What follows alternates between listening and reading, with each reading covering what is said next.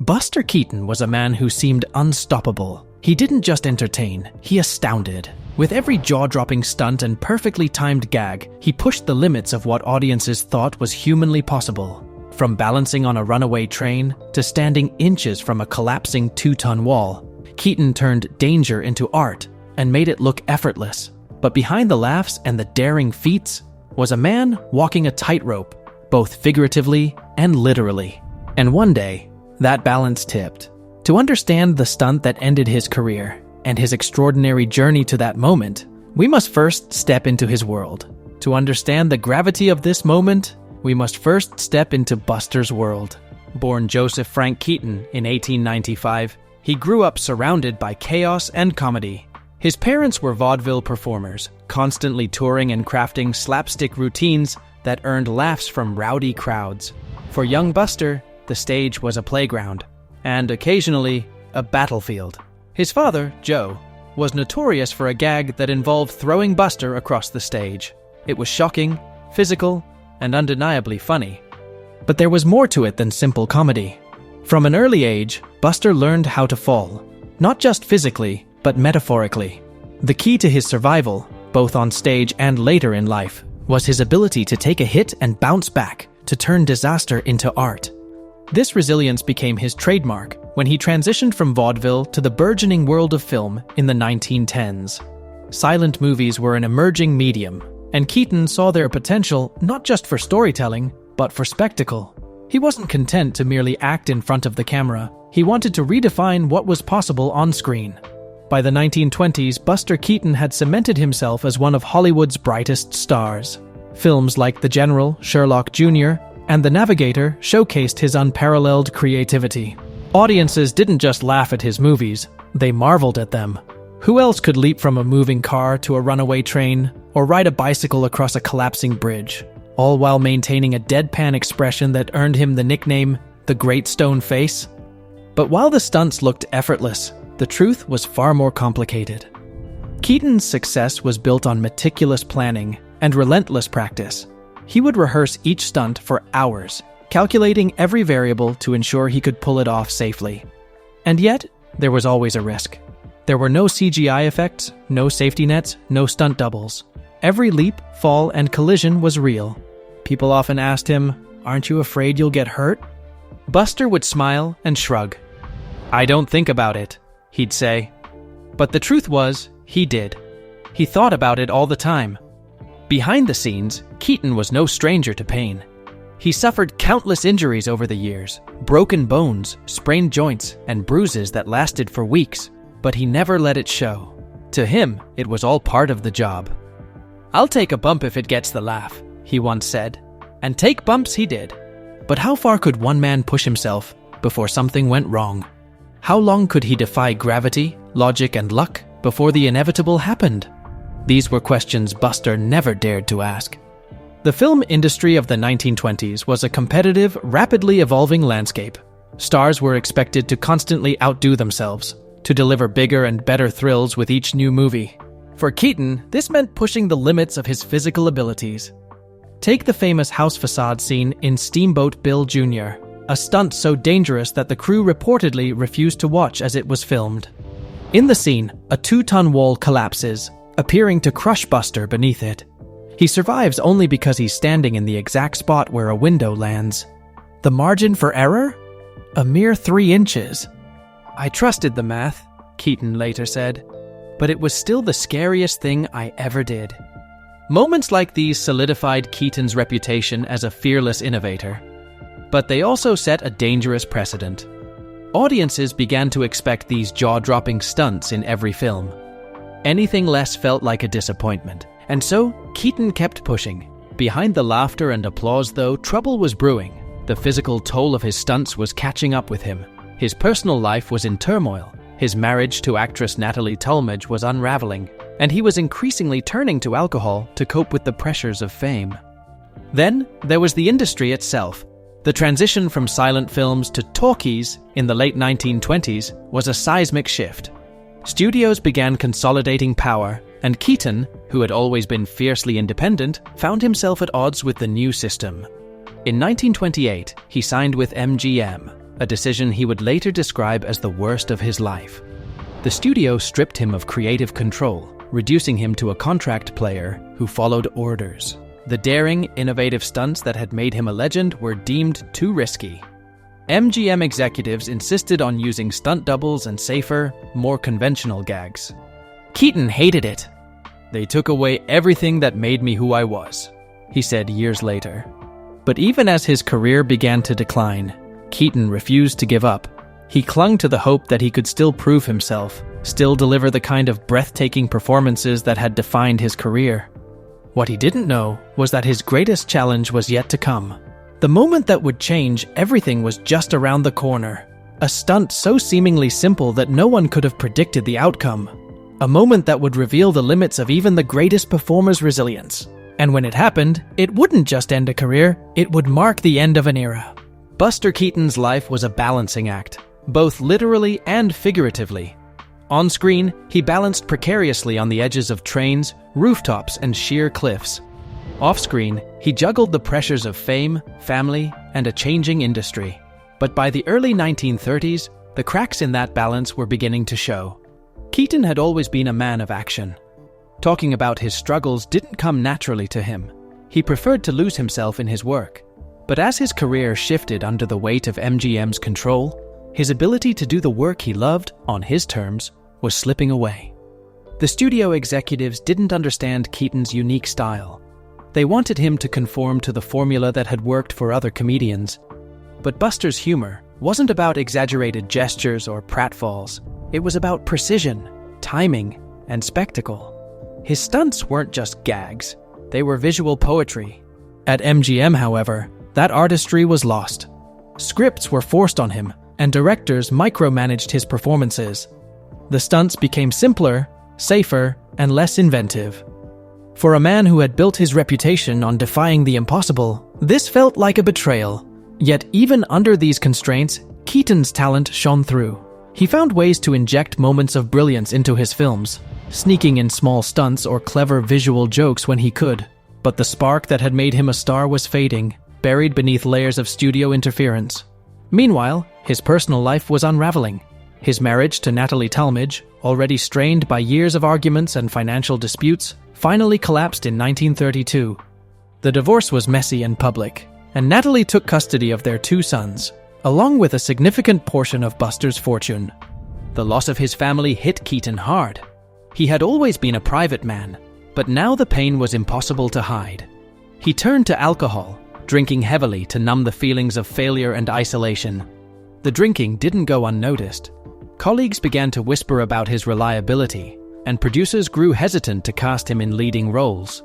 Even MGM, the studio that had once seen him as a valuable asset, started to distance itself. Still, Keaton refused to give up. He was determined to prove that he still had what it took to be a star. Then came the film that would change everything. It was a small production, one of the many comedies MGM churned out to fill theaters during the Great Depression. The plot was forgettable, the budget modest. But for Keaton, it was an opportunity, a chance to remind audiences why they had fallen in love with him in the first place. The film included a stunt that on paper seemed simple enough. Keaton was supposed to climb onto a moving train, jump from one car to another, and land on a narrow platform. It was a scene reminiscent of his earlier work, a callback to the breathtaking stunts of the General. But this wasn't the 1920s anymore. The years of physical punishment had taken their toll. Keaton's body, once so agile and unyielding, was slower to respond. His reflexes weren't as sharp, his balance not as steady. But Buster, ever the professional, refused to acknowledge these limitations. The day of the shoot arrived. The crew set up the scene, positioning the train on a track that ran through a desolate countryside. The cameras were ready. The director called action, and Keaton stepped forward. As he climbed onto the train, a familiar energy coursed through him. This was what he loved, the thrill of the moment, the challenge of defying gravity and expectation. But something was off. The train was moving faster than anticipated, and the wind whipped against him, throwing off his timing. Keaton adjusted, trying to regain his footing, but the jump required pinpoint precision. He leaped. For a split second, it seemed like he might make it. His hands reached for the edge of the platform, his body twisting midair. But then, something went wrong. His foot slipped, and instead of landing on the platform, he slammed into its edge. The impact knocked the wind out of him, and he tumbled to the ground, hitting the rocky terrain below. The crew rushed to his side, fearing the worst. Keaton, gasping for air, waved them off. "I'm fine," he muttered, forcing a smile. But he wasn't fine. The fall had caused more damage than anyone realized at the time. His ribs were bruised, his ankle twisted, and his back throbbed with pain. Yet, true to form, Buster insisted on finishing the scene. Later that evening, alone in his dressing room, the weight of the accident sank in. He sat in silence, staring at his reflection in the mirror. The face that had once seemed invincible now looked tired, worn. This wasn't the first time Buster had been hurt on set, far from it. But this time felt different. It wasn't just the physical pain. It was the creeping realization that his body might no longer be capable of the stunts that had defined his career. Keaton didn't tell anyone how he felt. He carried on, as he always had, burying his doubts beneath a mask of stoic determination. But the fall marked a turning point. From that moment on, something shifted. The stunts became less frequent, the risks smaller. MGM, already skeptical of Buster's reliability, began to see him as a liability. Offers dried up, and his once thriving career entered a slow decline. What Buster didn't realize at the time was that this wasn't just a stumble. It was the beginning of the end. Buster Keaton's fall during the train stunt wasn't just an accident. It was a harbinger of what lay ahead. Though he carried on as if nothing had happened, the physical and emotional effects of that day lingered. In the weeks that followed, Keaton found himself plagued by a stiffness in his back and sharp pain in his ankle, injuries he stubbornly refused to have properly treated. "I can walk, can't I?" he reportedly told a concerned friend. But walking wasn't the issue. For a man like Buster Keaton, whose career relied on split-second timing and physical precision, even the smallest impairment could mean disaster. As Keaton continued to work, the cracks in his facade became harder to hide. He started making mistakes, small ones at first, but noticeable. A jump would be slightly mistimed, a landing heavier than it should have been. The man who had once been a master of control was now struggling to maintain it. The studio executives took notice. While Keaton had always been a risk-taker, his recent missteps worried them. To protect their investment, and to protect Keaton from himself, they began limiting the stunts he was allowed to perform. Directors were instructed to simplify action sequences and rely on doubles for anything remotely dangerous. For Buster, this was a blow worse than any fall. To him, the stunts weren't just part of the comedy. They were the comedy. The thrill, the tension, the sheer audacity of what he did on screen was what made audiences laugh. Without that element, he felt like just another performer in an endless sea of Hollywood stars. But there was something else gnawing at Keaton, something he didn't share with anyone: fear. For the first time in his life, Buster Keaton was afraid, not of falling, or failing, or even dying. He was afraid of irrelevance. The silent film era, which had been his playground and his kingdom, was gone. The talkies had taken over, and his style of physical comedy was no longer in demand. He had built a career on being larger than life, a man who could survive anything. But now, he was beginning to feel the weight of mortality. His body was no longer the unbreakable machine it had once been, and his audience, the people who had once marveled at his every move, seemed to be moving on. Then came another opportunity. It was a small project, a short comedy that felt like a throwback to Keaton's earlier work. The script wasn't particularly special, but it included a stunt that excited him. The scene called for Keaton to swing from a rope, leap onto a moving platform, and perform a comedic pratfall. For Buster, it was a chance to prove he still had what it took. It wasn't as elaborate or dangerous as the stunts he had performed in his prime, but it was enough to rekindle that old fire. The day of the shoot arrived, and Keaton was determined to give it his all. As the crew prepared the set, he paced back and forth, rehearsing the timing in his head. He studied the rope, the platform, the angles, calculating every movement down to the millisecond. "This is going to be good," he told the director, flashing a rare smile. When the cameras rolled, Keaton grabbed the rope and swung out over the platform. For a moment, it was as if time had turned back. The years melted away, and he was once again the fearless daredevil who had wowed audiences in The General and Sherlock Jr. But then, disaster struck. As Keaton let go of the rope, he twisted his body midair, aiming for the platform. His timing, however, was off by a fraction of a second. Instead of landing squarely on the platform, his foot clipped its edge, sending him tumbling to the ground below. The crew gasped as Keaton hit the ground with a sickening thud. For a moment, no one moved. Then, someone shouted, "Cut!" and the set erupted into chaos. Buster lay motionless, his face pale and his body limp. Crew members rushed to his side, their faces etched with panic. Keaton groaned, struggling to sit up.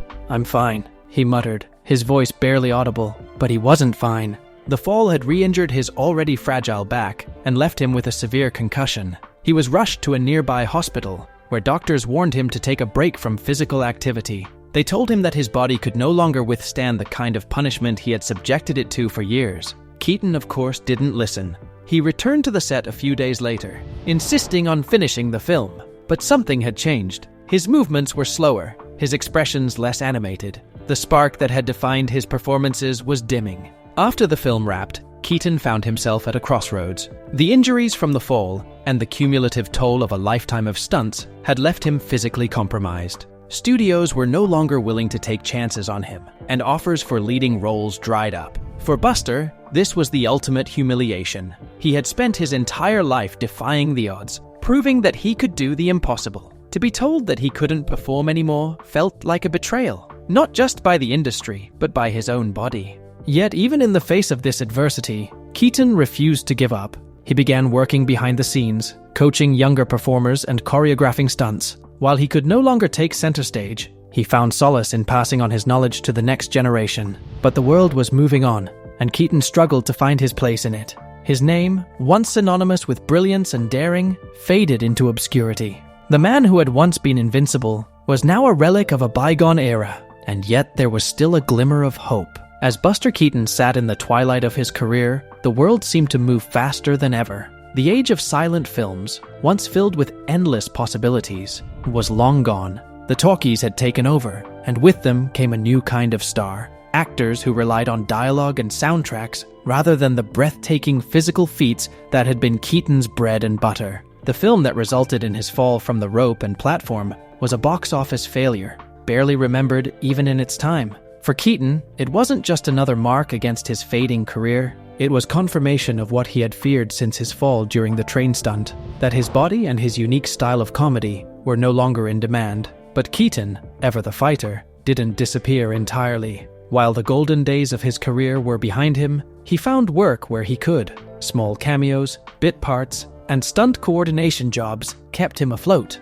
Yet, for a man who had once been the king of silent cinema, this new reality was humbling, even heartbreaking. The years after the rope stunt were marked by a slow, painful decline. MGM let his contract lapse, and he was left to fend for himself. His drinking, which had been a coping mechanism for years, spiraled out of control. At his lowest point, Keaton was penniless, living in a small apartment, and working as a gag writer for other comedians. But even as he sank into obscurity, Keaton refused to abandon his craft entirely. He would visit sets and offer advice to younger performers, his knowledge of physical comedy and stunts, unmatched by anyone in the business. Occasionally, directors and actors would marvel at his insight, not realizing they were speaking to one of the greats of cinema's golden age. Then, in the 1940s, something remarkable happened. A new generation of film enthusiasts began rediscovering Keaton's early work. Film historians and critics, eager to preserve the legacy of silent cinema, hailed him as a genius. Screenings of his classics drew enthusiastic crowds, and his name began to resurface in conversations about the pioneers of Hollywood. For Buster, this recognition came as both a blessing and a bittersweet reminder of what he had lost. His body was no longer capable of the stunts that had once defined him, but the adoration of these new fans rekindled something inside him, a sense of pride. By the 1950s, Keaton had experienced a modest revival. He appeared in television commercials, variety shows, and even small roles in feature films. While these appearances were far from the grand spectacles of his youth, they allowed him to connect with an audience once more. One of his final triumphs came in 1960, when the Academy of Motion Picture Arts and Sciences honored him with an honorary Oscar for his lifetime of contributions to cinema. The standing ovation he received that night brought tears to his eyes, a rare display of emotion from a man known for his stoic demeanor. Though the glory days of stunts like the falling house or the runaway train were long behind him, Keaton's legacy had been cemented. His films continued to inspire filmmakers and comedians alike, proving that his genius transcended time. But for Buster, there was always a tinge of regret. The stunt that had ended his career, the simple leap from the rope to the platform, was a constant reminder of his own limits. He had spent his life defying gravity, logic, and expectation, only to be brought down by something so ordinary. And yet, perhaps that was the final unspoken lesson of Keaton's life, that even the greatest among us are still human. Buster Keaton passed away in 1966, leaving behind a body of work that remains unparalleled in its creativity and daring.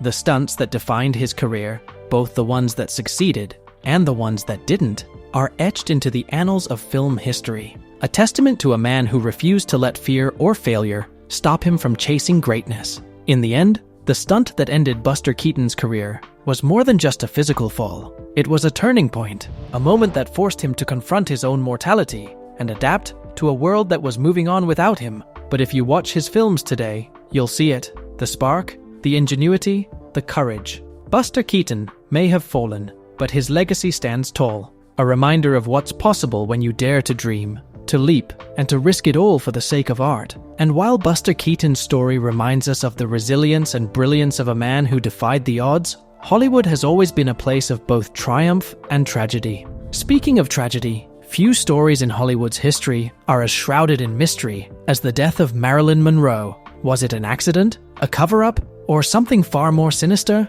The truth may be more shocking than you've ever imagined. Click on the video appearing on the screen right now to uncover the untold details about Marilyn Monroe's mysterious death. Don't miss the revelations that could change everything you thought you knew. See you there. Don't forget to like this video, comment below with your thoughts, and subscribe for more stories that explore the fascinating and sometimes dark history of Hollywood.